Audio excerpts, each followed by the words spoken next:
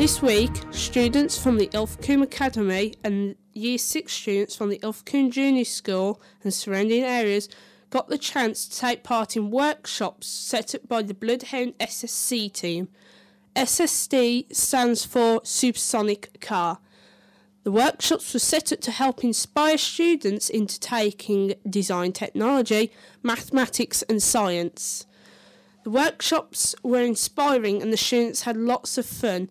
They took place throughout the whole week, and at the end of each session and each day there would be a special presentation for the whole students. The students enjoyed this thoroughly and are now happy to have been part of the workshops. First of all, Dylan interviewed one of the scientists from the Bloodhound team. Bloodhound is a supersonic car, so the full name is Bloodhound SSC. So it's a car that's going to not only break the current land speed record, it's going to break 1,000 miles an hour. So, but it's also, the whole project is about inspiring students to take up studying in and careers in science, technology, engineering and maths. So think about it as a way in this generation's Apollo moment as such. Okay. What do you think of the Bloodhound? I think of it as a very, very cool and very exciting car. It's it looks absolutely magnificent. Looks very good, and the team as a whole is absolutely brilliant. And to be able to keep that record in the UK and try and inspire people to do science, technology, engineering, and maths, for me, it's absolutely incredible, and it should be something that we should do that. Okay. Do you think that it will break the land speed record? Yes, it will. It will break the land speed record. We'll break it this year, at the end of this year, about November. We'll break because it currently sits at 763 miles an hour. We'll be doing 800 miles an hour by the end of this year. We'll take it back next year to do 1,000 miles an hour again. So we'll break it. We'll actually break the world record probably in it several times over the next year or so. If you could sum up the Bloodhound in one word, what would it be? Astonishing would be the word for me. Okay. Next, I took the time to interview one of the teaching assistants from the Ilfracombe Junior School. She said how she thought it was inspiring for the students. Inspire the children. To never give up. They haven't given up. They've always wanted to break the record and it's persistent. Do you know what the Bloodhound project is? I know more now than I did when I met you. And finally, if you could sum up the Bloodhound in one word, what would it be? Fast. Okay, thank you. And lastly, Sam interviewed one of the electricians who helped build the electrical circuits for the car itself. The project is really, really good for inspiring kids into science, into engineering, science, technology, engineering and maths. Do you think it will beat its target? I'm very certain it will beat its target, yes. And if you could sum up Bloodhound in one word, what would it be? Exciting, definitely exciting. Hello, today we are here at the Ilfracombe Academy reporting on the Year 8 Fire Awareness Training Day, and we will be talking to the firemen, students and the teachers involved in this event. You just stand up and speak about it. Hoax calls, what do I mean when I say a hoax call? Yes mate? When you phone to say there's like a fire or something. What, ring your mum? No.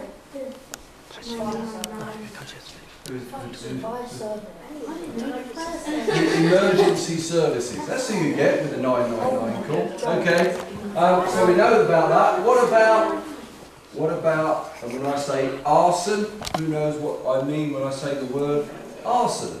You make deliberate fires to harm people or Well, it's not about just harming people. It's damaging anything by using fire.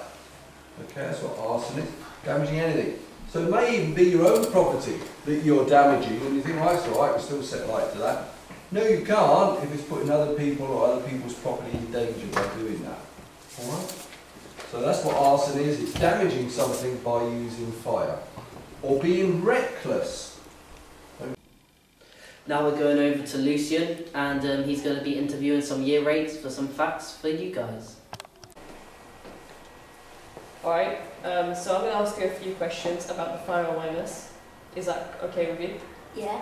Alright, good. This is for the BBC School News Report. From this event, what have you learned? Not to plead to fire, no, with fire. And if I'm a witness, then I need to tell someone. Alright, very good. That's great. If there was a chance, would you like this event to happen again? Yeah. Now Lucian's interviewing a lady from the fire service, and he's going to be asking a lot of questions for you. We're here with Charmin, who helps out the fire service. She goes around to schools and teaches them about the way the fire and how to prevent it works. I've got a few questions for you. Cool. What's it like to be able to teach kids like the awareness of fire? It's a truly rewarding job that I get to do and go around and actually speak to young people and hopefully influence how they behave to stop them, ever having anything to do with negative fire and the connotations that have with fire and the dangers that it has. I was lucky enough to grow up in an environment where I was very aware of all the dangers of fires. So now to be able to give that and to pass that on to other children that may not have environments that are taught that on a daily basis, it's really rewarding to know that hopefully the information that you give will be able to help prevent fires, and then also they know what to do if there is a fire. Okay, so like doing work like this, what do you do on a daily basis before going out showing? As an advocate, we have more of a part-time role. Obviously, we work alongside the firefighters and the fantastic work that they do. In terms of a daily basis, because it's more of a part-time role within the service, we just make sure we know we're running alongside the national curriculum, and we know that we have engaging activities for the children so they actually remember what is being said, because if the firefighters used to sort of come around and do this job as well, but obviously they're really busy with other things, and just to have that relationship to be able to present more of a topic that would be remembered better rather than the firefighters with their deliverance of it, they're better saving lives in fires rather than coming around to schools doing all this. Alright, thanks. That's all for it. Thank you. Now Lucian's interviewing Mr. Baker and asking him why he thinks these fire services coming to the school is really important. Hi. Hi. We're here for the school news report. We're doing about fire awareness. We'd like to ask you a couple of questions. Okay. First question is, do you think the fire awareness is good for the students? It's very important to make them think about their fire awareness and things that they might not otherwise sort of spend time sort of thinking about for themselves. So yeah, obviously fire is a very serious topic. Yeah. Right, thanks. Good. And one last question.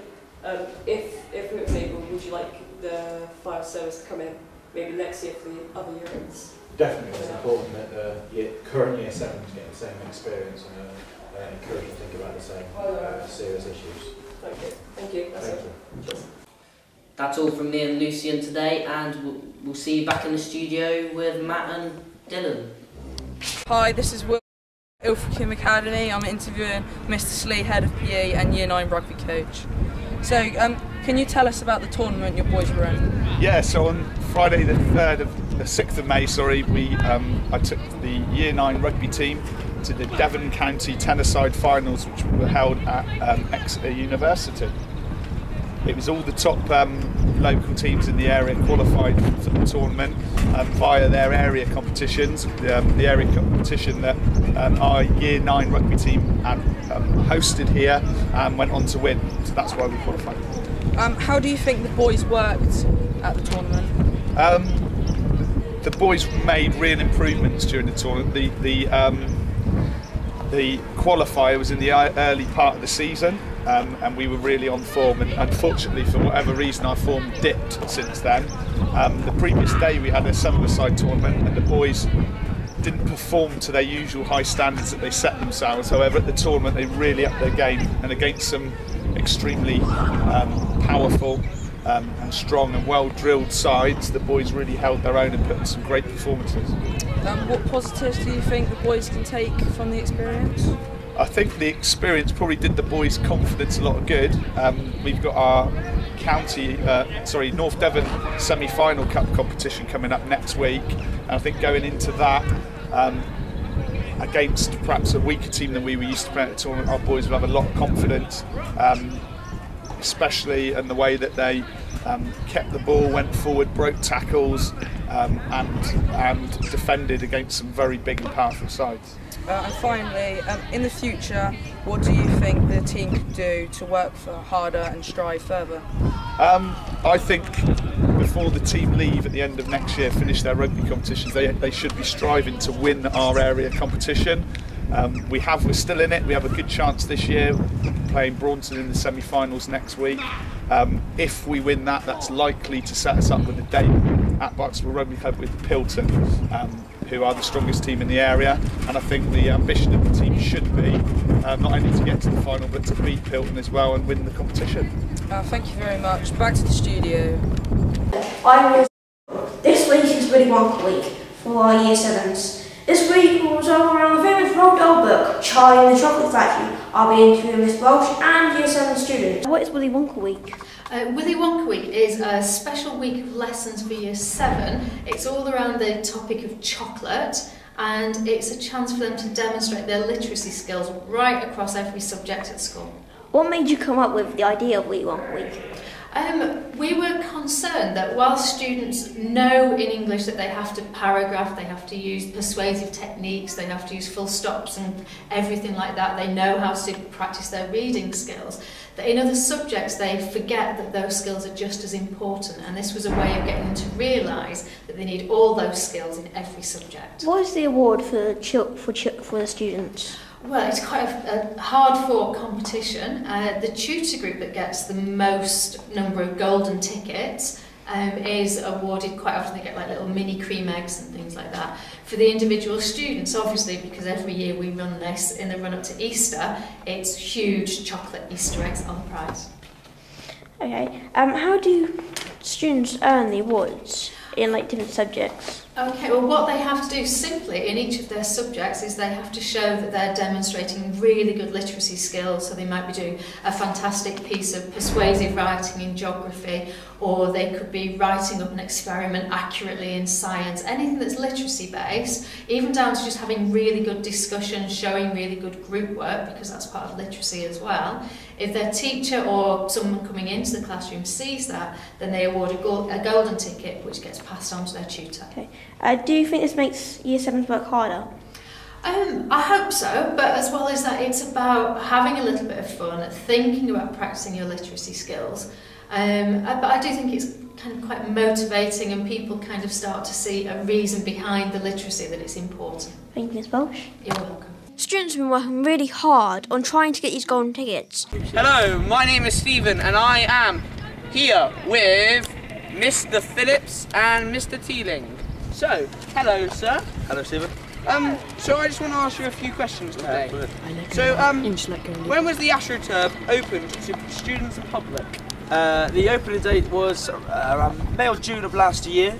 It was a very, very momentous day for the Academy, with it being one of the biggest developments that the Academy has seen, probably second behind the art block. But no, it was a really, really positive day with students coming out and having an all-day tournament on the AstroTurf.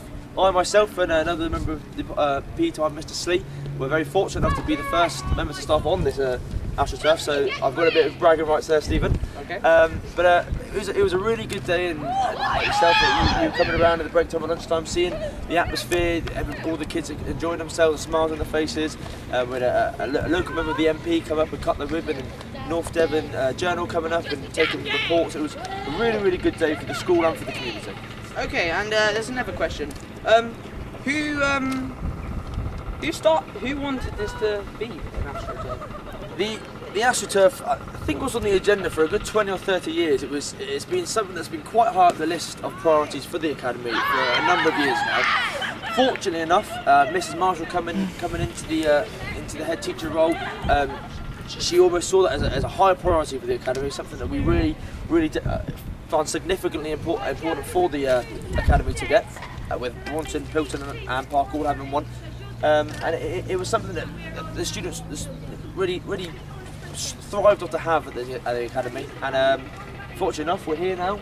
We're in lovely summertime, and the Ash is going to be used by all students, all members of staff, hopefully. And it's just a great asset to have at the academy. Okay, and how long did it take to build then? It took roughly about 3 months, I'd say. Like I say, the contractor started knocking down the top courts, which was a bit of a palaver at the beginning, with that knocking out quite a few playing areas for each year.